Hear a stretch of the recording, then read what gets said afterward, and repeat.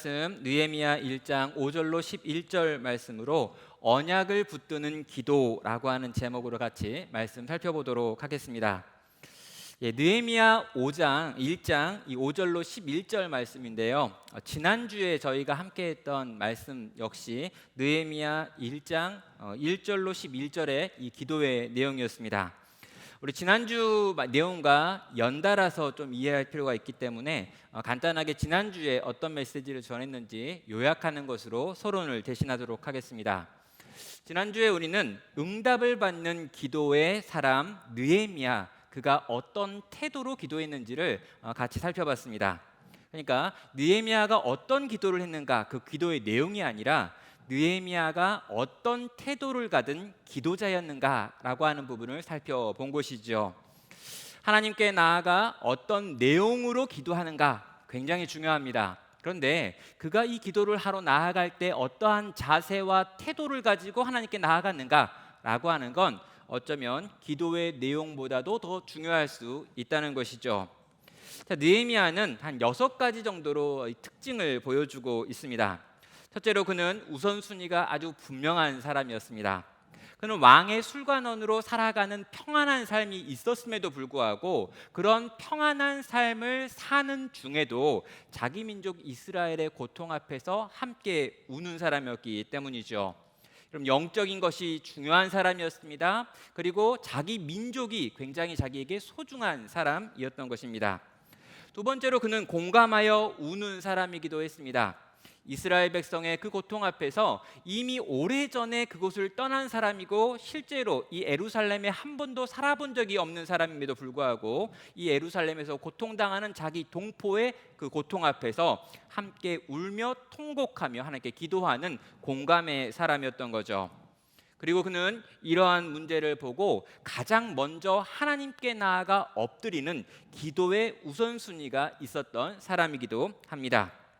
우선순위가 분명했고 공감하여 우는 사람이었고 기도의 자리로 거침없이 나아가는 사람이 바로 느헤미야였다라고 말하면, 이런 느헤미야가 하는 기도의 특징도 3가지입니다. 하나, 그는 간절하게 간구하고 있습니다.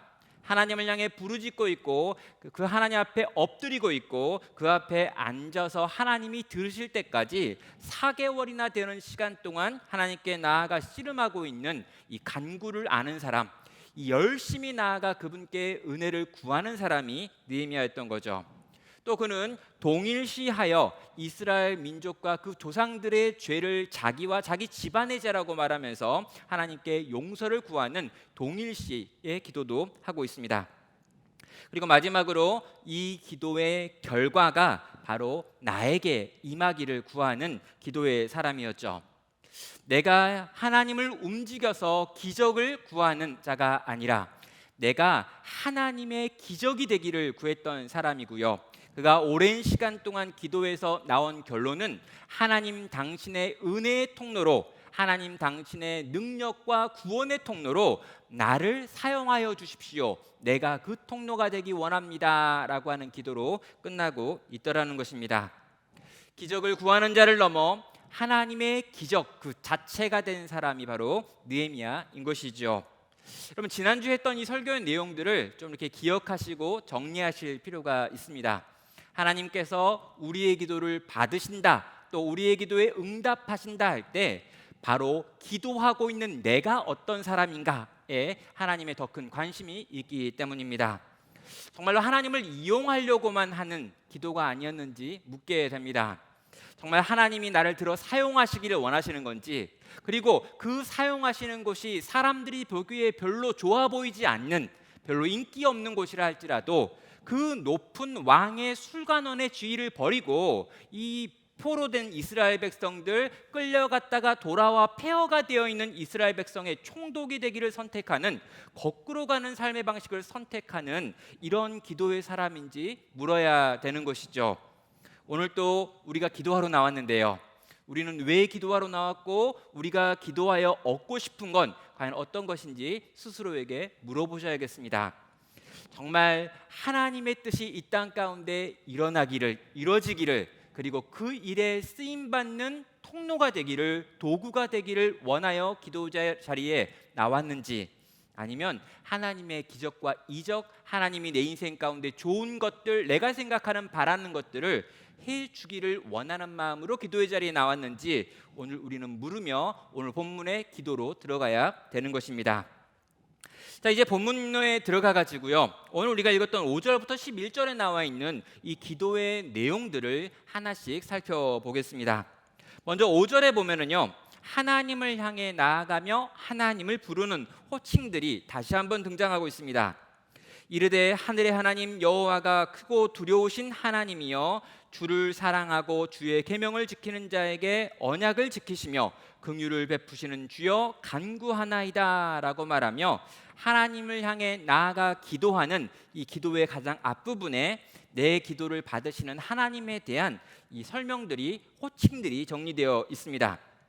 한 5가지 또는 4가지로 이렇게 정리할 수 있는데요, 하늘의 하나님 여호와, 크고 두려운 하나님이라고 하는 것이 앞부분에 있는 하나님의 호칭들이고요, 언약을 지키시며 긍휼을 베푸시는 주여라고 하는 게 이 뒷부분에 나와 있는 하나님의 호칭입니다. 자, 이 호칭이 담고 있는 신학이 있습니다. 하늘의 하나님이라고 하는 이 표현은 뭘 의미합니까? 크고 높고 위대하신 하나님, 온 땅을 통치하고 다스리는 하나님이다 라고 하는 뜻입니다. 또 크고 두려우신 하나님이라고 하는 건요, 전능하신 하나님이라는 거예요. 이 바벨론에 엄청난 군대가 있지만 이 군대와 싸워 이기시는 하나님이다, 전쟁의 하나님이다 라고 하는 걸 의미할 때 이 크고 두려우신 하나님이라고 하는 호칭을 사용합니다. 이 2가지 표현은요, 하나님의 초월적인 능력, 그래서 초월성이라고 불려지는 부분이기도 하지요. 그런데 이 하나님의 이 초월적인 능력에 대해서 고백하고 감탄하고 감격한 다음에 이어져 나오는 내용이 언약을 지키시며 긍휼을 베푸시는 주여라고 하는 내용으로 연결되는 것입니다. 여러분, 언약을 지킨다라고 하는 건요, 하나님과 내가 어떤 이유 때문에 모여가지고 실제로 손가락과 손가락을 맞대고 약속을 했다, 계약을 했다라고 하는 뜻입니다. 주를 사랑하고 주의 계명을 지키는 자에게 언약을 지켜주시는 분이시고 또 긍휼을 베푸시는 분이시다, 사랑하는 관계 가운데 있는 분이시다라고 하는 말을 지금 쓰고 있는 것이죠. 이 호칭에 담겨져 있는 사랑을 우리는 기억할 필요가 있습니다. 초월적인 하나님께서, 저 하늘 위에 계신 하나님께서 이 땅 가운데 내려오셔서 이스라엘 백성과 언약을 맺으심으로 말미암아 내 하나님이 되고 내 백성이 되어지는 역사가 일어났다는 것이죠. 하늘에 계신 우리 아버지여라고 부르시는 이 주기도문의 내용이 여기에 담겨 있는 것입니다. 하늘에 계십니다. 초월적인 분이십니다. 그런데 그분이 우리의 아버지가 되십니다. 내재적인 분이신 거죠. 하늘에 계신 분이 우리 가운데 오셨습니다. 하나님이 우리 가운데 오셔서 인간이 되셔서 우리를 위해 죽으셨습니다. 우리 가운데 오신 임마누엘이라고 하는 용어도 이런 의미로 쓰여지는 표현 중에 하나이죠. 하늘에 있고 전능하시고 능력이 많으신 하나님이고 강력하신 하나님이신데, 그 하나님이 우리 가운데 오셨고 약속을 맺으시고 우리를 사랑하시기로 결단하셨다라고 하는 내용이 이 하나님을 부르는 이 표현 가운데 들어 있는 것입니다. 여러분, 이 하나님이요, 우리의 기도를 들으신다는 거예요. 저 멀리 있고 강하긴 한데 나랑 아무 상관이 없다면 우리는 기도해도 그 기도의 응답을 구하기 어려울 것입니다. 또 반면에요, 우리랑 너무너무 친한데 능력이 없으면요, 우리를 가지고 공감하고 우리의 이야기를 들으시긴 하지만 우리의 문제를 해결할 수는 없을 것입니다.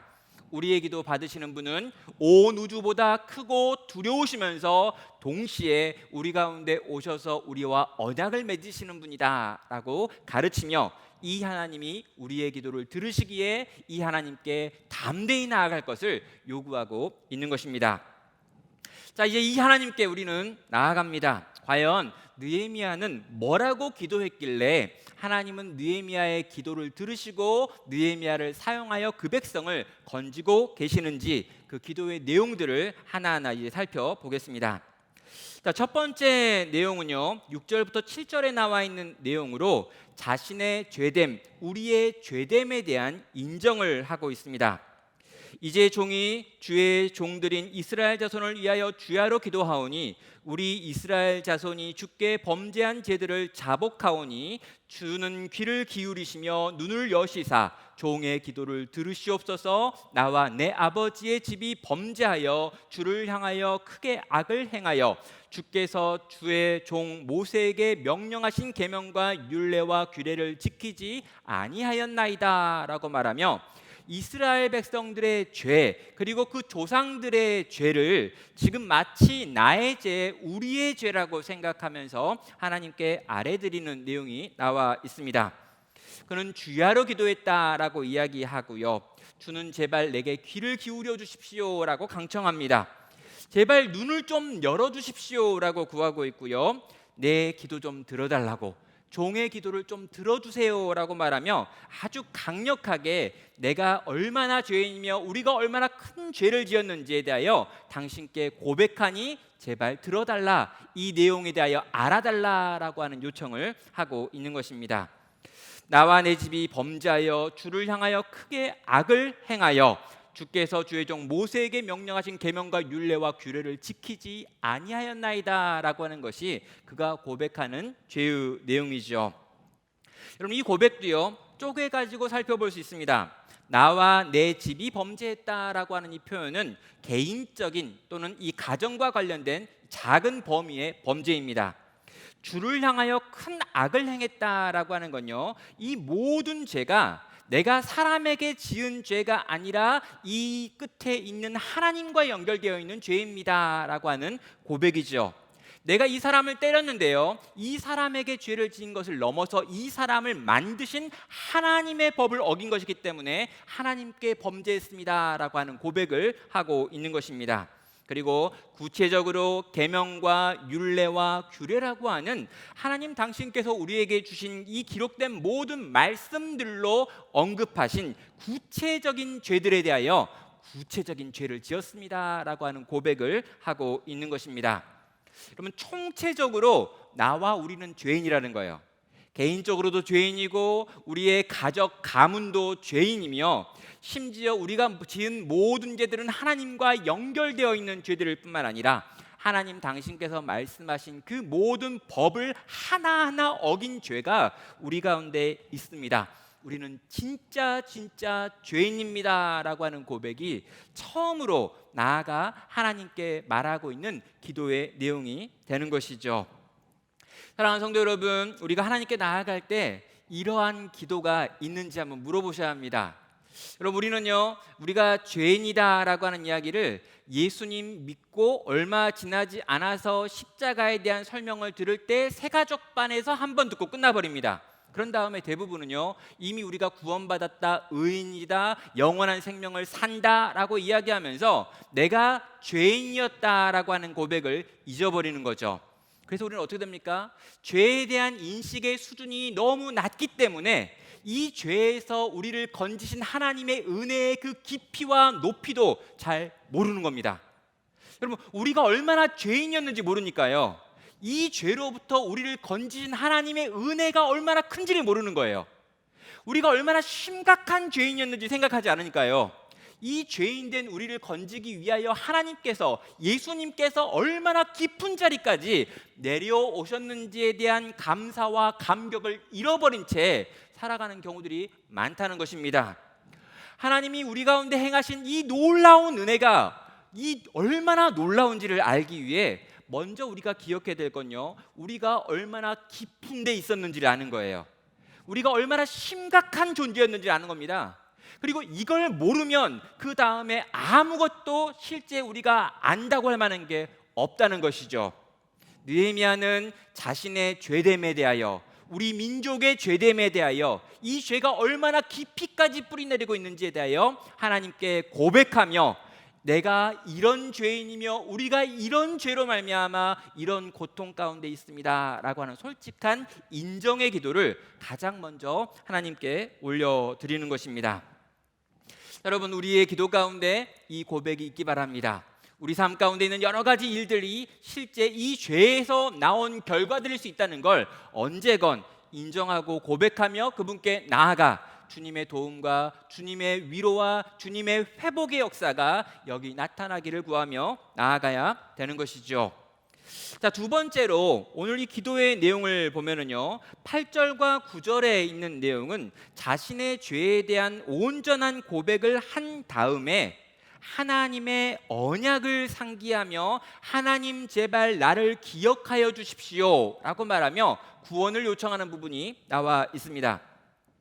8절은 말합니다. 옛적에 주께서 주의 종 모세에게 명령하여 이르시되 만일 너희가 범죄하면 내가 너희를 여러 나라 가운데서 흩을 것이요 만일 내게로 돌아와 내 계명을 지켜 행하면 너희 쫓긴 자가 하늘 끝에 있을지라도 내가 거기서부터 그들을 모아 내 이름을 두려고 택한 곳에 돌아오게 하리라 하신 말씀을 이제 청하건대 기억하옵소서라고 요청하고 있습니다. 여기 보면 명령하여 이르시되라고도 말하고 있고요, 하신 말씀이라고도 이야기하면서 하나님께서 예전에 모세에게 하신 말씀이 있고 그 말씀의 내용을 찬찬히 보니까 내가 이스라엘 백성들이 하나님의 백성들이 하나님께 순종하면 하나님께 복을 받고 하나님께 불순종하면 벌을 받아서 온 땅으로 흩어지겠다 하신 이 신명기의 말씀이 있다는 걸 내가 알았습니다. 그리고 이 말씀을 근거하여 내가 청하오니 우리를 기억해 주십시오라고 하는 지금 언약을 떠올리고 상기하며 하나님이 기억해 주시기를 원하는 기도를 하고 있는 것입니다. 여러분, 너희가 만약 범죄하면 어떤 일이 벌어집니까? 내가 너희를 여러 나라 가운데 흩을 거라고 이야기했습니다. 만일 내게로 돌아와 내 계명을 지키면 어떤 일이 벌어집니까? 너희 쫓긴 자가 하늘 끝에 있을지라도 내가 거기서부터 그들을 모아 내 이름을 두려고 택한 곳에 돌아오게 하시겠다라고 모세에게 분명히 약속했다는 것이죠. 그리고 그 하셨던 말씀을 이제 청하건대 기억해 주십시오라고 하는 걸로 이 두 번째 간구의 내용이 마무리되고 있습니다. 여러분, 하나님께서 이 땅을 통치하고 다스리고 있기 때문에 하나님의 법을 어겼을 때 이러이러한 벌을 받고 하나님의 법을 지켰을 때 이러이러한 복을 받는다는 걸 당신은 말씀하셨고 나는 기억하고 있고 이제 당신도 그것을 기억하여야 합니다라고 하는 기도를 하고 있는 것입니다. 여러분, 당신께서는 회개하고 돌아와 계명을 지키면 분명히 우리를 회복시키겠다고 약속해 주셨습니다. 그러니 당신은 그 약속을 기억하십시오라고 지금 요구하는 거죠. 그럼 여기까지 기도를 딱 들으면요, 우리는 아주 당연하게 이런 생각이 듭니다. 아, 그때 이스라엘 백성들은 범죄했고 그 범죄의 결과로 바벨론의 포로로 끌려갔지. 자, 그런다면 어떤 일이 벌어졌죠? 이스라엘 백성들이 하나님이 주신 율법을 순종하고 지키고 그 법대로 행해서 하나님께서 그 백성을 바벨론에서 70년 있다가 끄집어 내가지고 예루살렘에 거하겠나요? 이게 되게 이제 발음이 되게 잘해야 되는 건데 뒤에 이렇게 물어봤기 때문에 여러분 생각이 아닌가? 이런 생각이 들잖아요. 아니었습니다, 여러분. 여러분, 우리가 생각하기에요, 죄를 짓고 범죄했기 때문에 바벨론의 포로로 끌려간 건 맞아요. 그런데 이스라엘 백성이 바벨론 땅에 가가지고 그 바벨론 땅에서 하나님의 율법을 잘 지켜 행했기 때문에 하나님이 거기서 갑자기 70년이 지난 다음에 이 고레스 왕의 마음을 변화시켜가지고 이스라엘 백성을 끄집어내서 예루살렘으로 돌아가게 한 건 아니었다는 거예요. 이스라엘 백성의 마음에는 변화가 없었습니다. 반전이죠. 여러분, 또 이스라엘 백성들이 예루살렘으로 돌아와서는 똑바로 살았느냐라고 질문하죠. 그런데 우리가 느헤미야를 살펴보기 전에 느헤미야와 동시대를 살았던 에스라에 대한 기도를 살펴봤고요. 이 에스라가 기도할 때 어떤 사건이 있었습니까? 이스라엘 백성들이 특별히 그들 가운데 있는 종교인들과 그들 가운데 있는 이 리더, 이 지도자들이 통혼했다라고 이야기하죠. 가나안의 딸들과 결혼하고 가나안의 남자들에게 자기 딸들을 주는 일들이 있었다라고 말하고 있습니다. 이스라엘 백성들은 지금 온전히 하나님의 율법을 지켜 행하고 있는 상태가 아니었다는 거예요. 자, 느헤미야는요, 하나님께 나아가 기도하고 있습니다. 그런데 하나님께 나아가 기도하는 느헤미야가 언약을 근거로 하나님께 나아가서 살려달라, 회복시켜달라, 구원해달라라고 요구하려고 했는데 막상 이 언약을 하나님의 백성 이스라엘이 지킨 적이 없다는 거죠. 도대체 느헤미야는 하나님께 뭘 기억해달라라고 요구하고 있는 걸까요? 그래서 이제 세 번째 내용으로 넘어가 가지고 10절에 어쩌면 굉장히 생뚱맞은 한 구절을 우리는 봐야 합니다.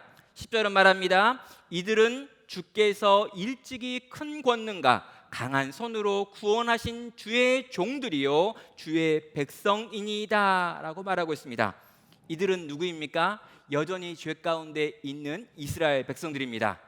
하나님께 그렇게 두드려 맞고도 정신을 차리지 못했던 이스라엘 백성들입니다. 하나님께서 은혜를 베푸셔가지고 거기서 끄집어내서 예루살렘으로 돌아오게 했음에도 불구하고 여전히 정신 차리지 못하고 이방 사람들과 결혼하고 있었던 바로 그 이스라엘 백성들입니다. 여러분, 죄가 있는데 그 죄를 회개하지도 못했고 여전히 그 죄 가운데 있으며 여전히 하나님의 언약에 있어서 지켜내지 못하고 있는 상태의 이스라엘 백성들이 바로 여기 10절 앞부분에 나와 있는 이들이라는 거죠. 그런데 이들이 누구입니까? 주께서 일찍이 큰 권능과 강한 손으로 구속하신 주의 백성들이고 주의 종들입니다 라고 말하며 하나님의 은혜를 구하고 있는 것이죠. 무엇을 이야기하는 걸까요? 막상 기도하다 보니까 이스라엘 백성이 하나님의 은혜를 받을 만한 선이 아직도 없다는 걸 알게 된 거예요. 그래서 지금 느헤미야는 이 10절을 넘어가면서 그렇습니다. 하나님, 우리가 언약을 지켜낸 적은 없습니다. 지금도 보니 우리는 끊임없이 범죄하고 있는 중에 있습니다. 그런데 그럼에도 불구하고 하나님께서는 우리 가운데 구원을 행하셔야겠습니다. 왜? 주께서 일찍이 큰 권능과 강한 손으로 구속하신 주의 백성들이고 주의 종들이기 때문입니다 라고 말하는 거죠. 이게 무슨 이야기를 하는 겁니까? 그럼 애굽의 종이었던 이스라엘 백성들을 애굽의 종살이하고 있던 이스라엘 백성들이 무엇 하나 하지 못하는 상태였음에도 불구하고 하나님께서 모세를 시켜 그들을 출애굽시켜 주셨습니다. 하나님께서 모세와 함께 이 이스라엘 백성 가운데 수없이 많은 기적들을 행하시고 10가지 재앙으로 애굽을 치시고 홍해를 가르셔가지고 시내산까지 끌고 가셨습니다. 그리고 그 시내산 위에서 어떤 일이 벌어집니까? 하나님께서 이스라엘과 결혼 언약을 맺으시죠. 여러분, 이 결혼식에서 어떤 일이 벌어질까요? 하나님은 이스라엘의 남편이 되고 이스라엘은 하나님의 아내가 되어지는 이 결혼 언약이 맺어집니다. 이걸 상호 서로를 향해 지키고 상호 보호하고 사랑하고 배타적으로 함께 살아갈 것에 대한 요구인 거죠. 예, 여러분, 이 요구에 대해서 이 하나님께서 요구하셨고 이스라엘 백성은 응했습니다. 그래서 함께 언약식을 맺고 함께 파티를 열고 결혼식과 유사한 잔치가 이 시내산 위에서 있었죠. 이 시내산 위에서 맺었던 언약이 어떤 내용입니까? 하나님이 우리의 남편이 되고 우리는 하나님의 아내가 된다라고 하는 것이었습니다. 나의 종, 나의 백성이 된다라고 하는 의미이기도 하지요. 여러분, 지금 이 이야기를 왜 하는가라고 한번 생각해 보셔야 합니다. 지금 느헤미야가 기도하는데 내가 기도할 때 하나님께서 내 기도를 들으셔야 될 이유가 없는 거예요. 나를 찬찬히 살펴보고 우리를 찬찬히 살펴보고 주변의 환경들을 보고 이제껏 있었던 여러 가지 일들을 살펴보니 하나님께서 우리에게 구원을 베푸실 만한 근거가 어느 하나 내 삶 가운데 없다는 걸 알게 됐습니다. 그럼 여러분, 기도하기를 포기할까요? 여기서 그냥 끝내야 되는 걸까요? 예, 느헤미야는 포기하지 않는 거죠. 느헤미야는 여전히 하나님의 구원을 바라야 된다고 믿었습니다. 그래서 그 근거가 뭐였냐면 하나님, 아무리 못나고 아무리 죄를 짓고 아무리 상태가 지금 불량하다 할지라도 당신의 아내입니다. 당신의 자식들입니다. 당신의 백성들이고 당신의 종입니다. 그러니 제발 당신의 은혜와 긍휼을 베푸사 당신의 구원을 이들에게 허락하셔야겠습니다 라고 그는 나가고 있는 것입니다. 여러분, 이 기도와 아주 유사한 기도가 시편 51편에 나와 있는 다윗이 범죄하였을 때 하나님께 나아가 구하는 기도입니다. 이 시편 51편에는요, 정말 이 비참한 죄를 지은 다윗이 하나님의 용서를 구하죠. 이런 밧세바랑 간음한 사건이 굉장히 중요한 사건입니다. 그런데 밧세바의 이 남편을 모함해서 죽여버리는 사건은 더 큰 비참이죠. 하나님에 대하여 아주 큰 범죄를 지었을 뿐만 아니라 사람들의 인생을 파괴해버렸습니다. 그럼 왕이 이런 죄를 지으면 온 백성도 이런 죄를 지어도 괜찮은 거죠. 하나님 나라 백성 전체를 머리부터 발끝까지 오염시키는 죄가 지금 다윗이 저질러버린 죄입니다. 그럼 다윗이요, 하나님께 나아가가지고 자기를 용서해달라고 기도할 수 있을까요? 예, 양심이 있으면 그렇게 하면 안 되죠. 여러분, 양심이 있으면 다윗은 목매달아 죽어야 합니다. 여러분, 다윗이요, 그 상황에서 하나님께 나아가는 건요, 도무지 어떤 철판을 깔았는지 알 수 없을 만큼 엄청난 철판을 깔고 가지 않으면 그렇게 할 수 없다는 거예요. 다윗은요, 그 모든 상황에서 나단 선지자의 책망을 받은 다음에 이걸 가지고 하나님께 나아가서 자기를 구원해 달라고, 회복시켜 달라고, 정결한 마음을 달라고, 구원의 기쁨을 내게 회복시켜 달라고 하나님께 구하죠. 어떻게 다윗은 그것을 구할 수 있는 걸까요? 예, 한 가지. 다윗이 이 시편 51편을 시작하면서 1절에서 하고 있는 기도에 근거하고 있습니다. 시편 51편 1절은 이렇게 말합니다. 하나님이여, 주의 인자를 따라 내게 은혜를 베푸시며 주의 많은 긍휼을 따라 내게 죄악을 지워 주소서라고 말하죠. 여러분, 여기 인자라고 하는 단어가 나오고요, 긍휼이라고 하는 단어가 나와 있습니다. 이게 히브리어로는 헤세드라고 하는 것과 에메트라고 하는 단어입니다. 여러분, 이 하나님의 인자를 근거해서, 하나님의 긍휼을 근거해서 나는 하나님께서 내 죄를 용서하시길 원합니다 라고 나가고 있다는 거죠. 여러분, 이 두 단어가 이 다윗이 하나님께 나아가 은혜를 구할 수 있는 근거입니다. 하나님이여, 주의 인자를 따라 내게 은혜를 베푸시고 주의 많은 긍휼을 따라 내 죄악을 지워주십시오 라고 말하는데요, 이 인자와 긍휼이라고 하는 단어가 가지고 있는 그 두 가지 단어의 능력을 의지해서 지금 다윗은 하나님께 용서를 구하고 있는 것입니다. 그럼 이 단어는요, 아주 전문적인 용어입니다. 이 단어는요, 히브리인들만 알고 있을 뿐만 아니라 오직 참된 성도만 알고 있는 단어예요. 여러분, 이 헤세드, 이 에메트라고 하는 거, 이 인자로 번역되어 있고 여기에 이 긍휼이라고 번역되어 있는 이 두 단어가 어디에 나오냐면요, 바로 시내산 언약에서 나옵니다. 어떻게 해요? 이 시내산에서 이 이스라엘과 하나님이 언약을 맺으시는데, 하나님 편에서 이스라엘을 향해서 내가 너희를 이 인자로, 이 헤세드의 사랑으로 사랑할 것이고 이 에메트라고 하는 이 긍휼로 너희를 불쌍히 여기겠다라고 말씀했다는 거예요. 이게 언약적 용어이고 이 언약 안에서만 의미 있는 용어가 헤세드와 에메트였던 것입니다. 그럼 이 단어는요, 결혼식에서 남편이 아내 된 이스라엘을 바라보면서 했던 고백의 내용인 거예요. 그런데 이 고백을 아내 된 이스라엘이 지금 남편 된 하나님을 바라보면서, 당신께서 그때 그 산에서 나를 보면서 헤세드 한다고 했잖아요. 그때 나를 바라보면서 에메트 하시겠다고 했잖아요.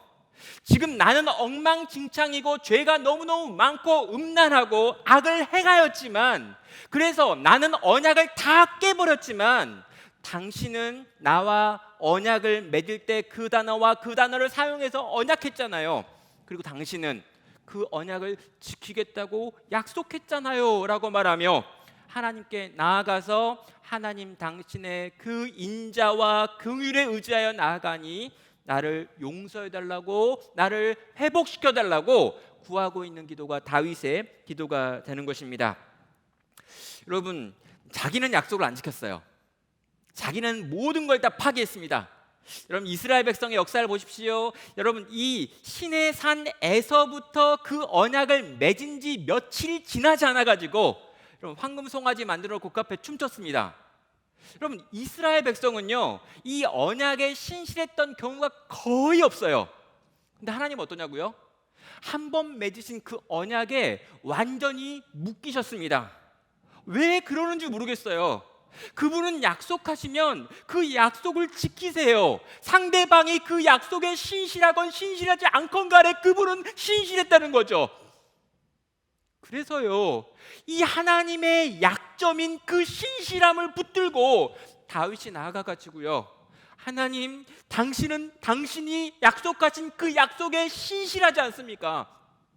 당신은 헤세드로 날 찾으신다고 했고 당신은 에메트로 날 지키신다고 했으니 이 멍청한 나, 이 바보 같은 나, 이 엄청난 죄를 지은 나를 또다시 당신의 그 사랑과 긍휼로 품어주고 안아주고 세워주고 고쳐줘야 되는 거 아닙니까?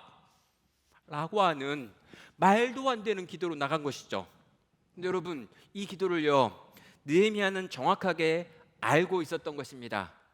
여러분 기도하다 보니까 하나님께 내가 구할 만한 아무 근거가 없고 하나님의 은혜와 구원을 구할 만한 이스라엘 백성의 선함이 아무것도 없어요. 그래서 그걸 근거로 하나님께 나아가서 할 말이 없는 겁니다. 그러니까 무슨 말 합니까? 이 백성은, 이 사람들은 당신의 백성들이고 당신의 종들입니다. 당신께서 당신의 능력으로 그 포로대에 건져낸 사람들이고 끄집어 와가지고 여기 머물게 한 사람입니다. 당신의 백성들이기 때문에 당신의 백성을 건지셔야 하지 않겠습니까? 라고 나아가 하나님의 은혜와 자비와 긍휼과 회복의 역사를 구하고 있는 것입니다. 사랑하는 성도 여러분, 이 이야기가요 그냥 이 구약에 있는 느헤미야에서 끝나는 걸까요? 그렇지 않습니다. 신약으로 넘어오고요, 우리를 돌아보고요, 우리가 하나님께 나아갈 때 어떻게 나아가야 되는지 한번 생각해 보세요. 여러분 우리가 하나님께 나아가 무언가를 구할 만한 깨끗함이 우리 속에 있습니까? 여러분 정말 하나님께 나아가 그 거룩하신 하나님 앞에 서가지고 무언가를 요구할 만한 선함이 우리 안에 있나요? 없습니다. 여러분 우리가 아무리 선한 일을 했다 할지라도 그 선한 일 가운데 들어있는 죄가 하나님 앞에 우리로 하여금 서지 못하게 만드는 거죠. 그런데 그럼에도 불구하고 우리 하나님께 나아갑니다.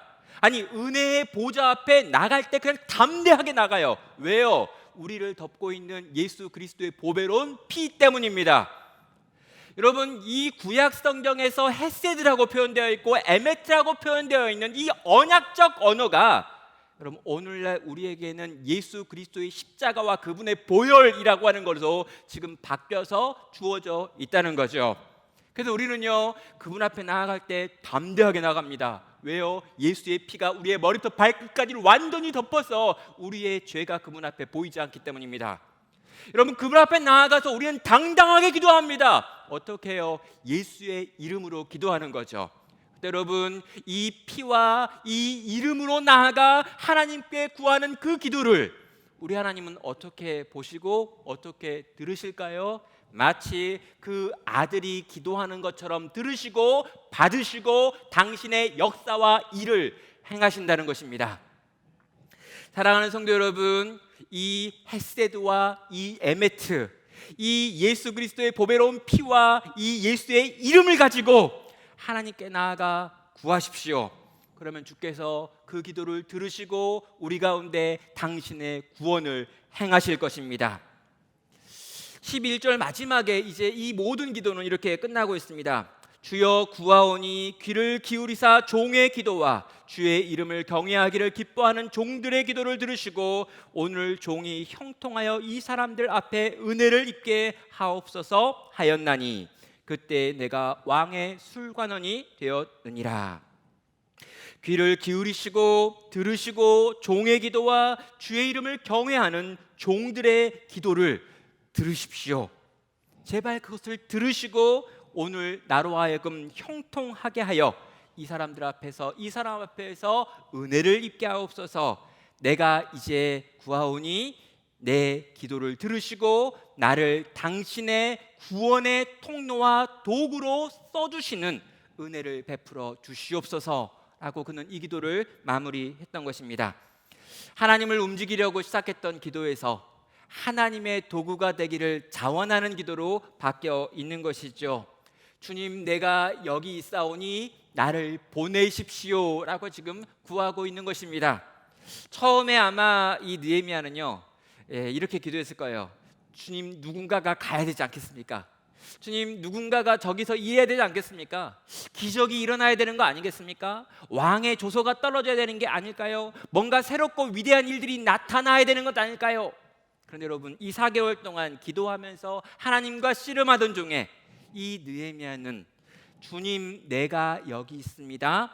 나를 당신의 은혜의 통로와 구원의 방식으로 보내주십시오 라고 하는 기도로 이 모든 기도를 마무리하는 것입니다. 그리고 이 인생을 통해서 하나님께서는 위대한 구원을 다시 한번 이스라엘 백성들 가운데 행하고 계신 것이죠. 사랑하는 성도 여러분, 우리가 모여서 함께 기도하려고 하는데요, 우리가 모여 기도하는 게 이 느헤미야가 구했던 그 기도가 되기를 주의 이름으로 간절히 축원합니다. 이 밤에 함께 기도하면서요, 우리의 죄를 고백하여 아뢰드립시다. 그리고 우리가 이런 죄가 있음에도 불구하고 우리를 여전히 사랑하시는 그 헤세드와 에메트의 은혜를 구하며 나아갑시다. 그리고 주께서 우리 각 사람들 가운데 그 이름으로 나아갈 때, 그 피로 나아갈 때 들으시고 응하시고 역사하시는 것을 경험하는 밤 되기를 원합니다. 그리고 여러분, 마지막으로요, 다른 모든 세상을 바꾸되 나는 변화되지 않겠다라고 하는 태도를 벗어나 세상 그 어떤 것도 바뀌지 않는다 할지라도 나를 변화시키는 주의 은혜를 베풀어 달라고 이 시간 그렇게 구하며 나아가 주님의 응답을 받는 귀하고 복된 성도 되시기를 주의 이름으로 축원합니다.